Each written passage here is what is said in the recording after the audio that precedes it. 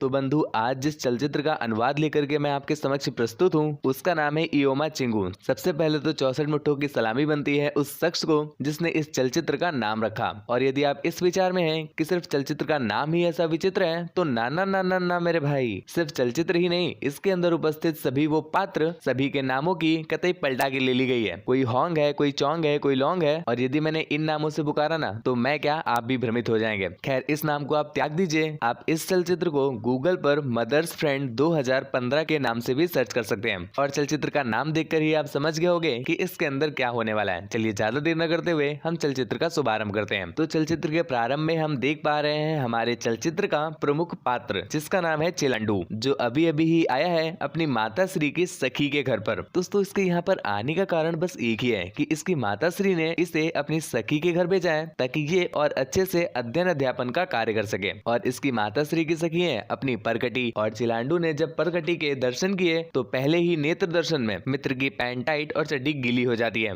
क्योंकि अपनी परकटी है ही इतनी आकर्षक। खैर, इसके बाद वो उसके गृह में निवास कर लेते हैं। इसके अगले ही दिन हम देखते हैं कि यहाँ पर अपने चिलांडू का विद्यालय में एक मित्र है जिसका नाम है अद्रक नारायण। यहाँ पर वो अद्रक नारायण से मिलकर के परकटी के विषय में संपूर्ण विवरण देता है। तो इस पर अद्रक नारायण ने उसे यह सुझाव दिया, क्यों ना तुम भी गहराई में उतर जाओ। ये सुनकर के अपने चिलांडू को थोड़ा सा बुरा लगता है और वह उससे कुछ बिना कहे ही अपने गृह की तरफ प्रस्थान कर जाता है। यहाँ पर जब वह अपने घर पर पहुंचा तो उसे ज्ञात हुआ कि जो परगटी है वह योगाभ्यास कर रही है और उसने अपने योगा वस्त्र पहन रखे हैं। और योगा वस्त्र में तो परंतु किसी तरह से चिलांडू संयम रखता है और सीधा अपने कक्ष की तरफ प्रस्थान कर जाता है। और इसके पश्चात जब वह तैयार होकर के पुनः कहीं जाने के लिए निकल रहा था तो उसके कर्ण स्रोतों की सहायता से उसे कुछ पानी के गिरने की आवाज सुनाई देती है। और जब वह उस ध्वनि की दिशा पर आगे बढ़ता है तो उसे ज्ञात हुआ कि जो अपनी परकटी है वो स्नान कर रही है। और यहाँ पर बाहर बैठे भैया उसे स्नान करता सुन करके अपने मुन्नू के साथ खेलने लगते हैं। और इसके बाद वह सीधा पहुंचता है अद्रक नारायण के पास। ये दोनों मित्र साथ में बैठ करके आती जाती कन्याओं के साथ ताड़न कार्यक्रम करते हैं। और इसके पश्चात अद्रक नारायण ने चिलांडू को एक बार फिर से सुझाव दिया कि तुम्हें भी परकटी के साथ पेलन कार्यक्रम करना चाहिए। यहाँ पर अब न केवल अद्रक नारायण बल्कि इसके साथ साथ मुन्नू भी गवाही दे रहा है कि उसे पेलन कार्यक्रम कर लेना चाहिए, जिस वजह से चिलांडू का भी थोड़ा थोड़ा सा हृदय कर रहा है। खैर, इसके बाद जब वह पुनः घर पर लौट कर आता है तो उसने ऐसा अनुभव किया कि परकटी का कक्ष का द्वार खुला हुआ है और उसके कक्ष से कुछ अजीब सी आवाजें सुनाई दे रही हैं। आवाजों का अनुसरण करते हुए जब वह दिशा में आगे बढ़ता है और कुछ देर पश्चात जब कक्ष में पहुंच जाता है तो उसके सामने का दृश्य अत्यधिक आश्चर्यजनक था। यहाँ पर परकटी को कोई परकटा इंजेक्शन लगा रहा था, वो भी अपना। खैर, भ्राताश्री के पास यहाँ पर बस दृश्य का आनंद लेने के अलावा और कोई विकल्प भी नहीं है, तो वो दृश्य का आनंद उठाते हैं और अपने कक्ष में जाकर के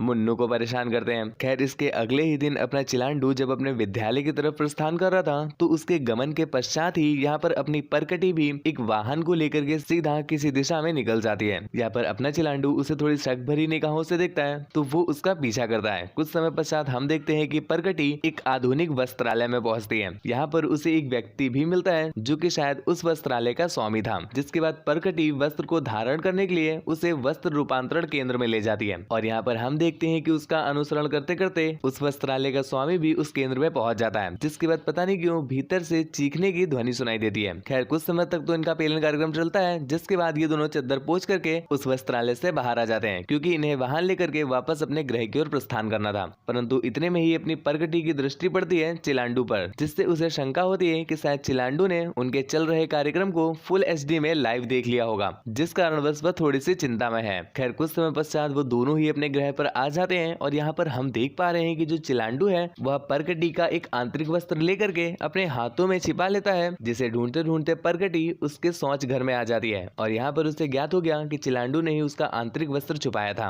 और इसके साथ साथ उसे ये भी आभास हो जाता है कि वहाँ पर सिर्फ वो दोनों ही नहीं खड़े हैं, उनके अलावा कोई और भी है जो पहले से खड़ा है। यह दर्शन करने के पश्चात उसकी मुस्कान छूट जाती है और वो वहाँ से प्रस्थान कर जाती है अपने कक्ष की तरफ। और इसके पश्चात हम देख पा रहे हैं कि जो परकटी है वो अब चिलांडू को रिझाने के प्रयास में है। और इसी चलते हमें एक और पात्र को दिखाया जाता है। दोस्तों, ये कन्या है बवाली, जो कि चिलांडू को एक कार्यक्रम में मिली है। मित्रों, हम आपको बता दें कि चिलांडू की ये किसी समय पर क्रश थी। फिलहाल तो इस समय परकटी है, परंतु कहीं न कहीं अभी भी चिलांडू बवाली के प्रेम में है। और यही कारण है कि कार्यक्रम समाप्त होने के पश्चात भी वो बवाली को लेकर के उसके गृह तक जाते हैं। खैर, उसे गृह तक छोड़ के आने के पश्चात जब वे अपने गृह की ओर कूच करते हैं तो उन्हें एक बार फिर से आभास हुआ कि शायद परकटी के कक्ष का द्वार फिर से खुला हुआ है। जिसके बाद वो उसके कक्ष की तरफ जाते हैं तो उन्हें एक बार फिर से चीखने की आवाज सुनाई दी। और यहाँ पर कक्ष में देखने पर उन्हें पता चला कि परकटी उसी वस्त्रालय के स्वामी के साथ इंजेक्शन लगवा रही है, जिस वजह से चिलांडू भैया अत्यधिक दुखी हो जाते हैं और वहां से कूच कर जाते हैं अपने कक्ष की तरफ। यहाँ पर हम देख पा रहे हैं कि जो परकटी है उसने उन्हें आते और जाते हुए देख लिया है, जिसके पश्चात वह यह भी देखती है कि अगले सुबह चिलांडू भैया बिना सुबह का नाश्ता किए हुए सीधा विद्यालय की तरफ प्रस्थान कर जाते हैं। इस बात से उन्हें शायद ऐसा आभास होता है कि अब भैया जी नाश्ते में चाय नहीं दूध की डिमांड कर रहे हैं। जिसके बाद हम देखते हैं कि अपना चिलांडू अपना विद्यालय समाप्त करके जब अपने ग्रह पर वापस आता है तो परकटी उसके कक्ष में चली आती है और यहाँ पर उनके बीच हमें एक पेलन कार्यक्रम देखने को प्राप्त होता है और इसके पश्चात ही इनका ये पेलन कार्यक्रम का सफर भी प्रारंभ हो जाता है। इसी चलते हम देखते हैं कुछ दिनों के पश्चात अपना जो चिलांडू है वो परकटी के प्रेम में गिर चुका है और वह उसके समक्ष विवाह का प्रस्ताव रखता है। अब परकटी को मूंगफली की आदत तो है नहीं, जिस कारणवश वह उसके इस प्रस्ताव को स्वीकार नहीं करती। अपना चिलांडू अत्यधिक दुखी हो जाता है कि उसने प्रस्ताव स्वीकार क्यों नहीं किया, परंतु फिर भी वह इस वार्तालाप को अपने मस्तिष्क में नहीं रखता और अपने प्रेम को बनाए रखता है। इसी चलते उसने एक दिन एक वस्त्रालय से एक वस्त्र को खरीदा ताकि वो परकटी को इसे उपहार स्वरूप दे सके और वो ऐसा करता भी है। परंतु जब वह अपने ग्रह पर पहुंचा तो उसे एक बार फिर से आभास हुआ कि शायद परकटी के कक्ष का द्वार खुला हुआ है और वह उस कक्ष के द्वार का विवरण लेने के लिए उसकी तरफ बढ़ता है तो उसे पता चला कि एक बार फिर से परकटी उसी वस्त्रालय के स्वामी से इंजेक्शन लगवा रही है, जिसे देखने के पश्चात वह अत्यधिक दुखी होता है और अपने टूटे हुए हृदय को लेकर के अपने कक्ष की तरफ प्रस्थान कर जाता है। यहाँ पर हमें पता चलता है कि परकटी ने भी उसे आते एवं जाते हुए स्पष्ट देख लिया था। तो पेलम पाली के पश्चात चद्दर पोंछ करके सीधा जाती है परकटी चिलांडू के पास और उससे कहती है बाबू तुम दुखी मत हो और उसे ये शायरी सुनाती है जिसमें उसने कहा,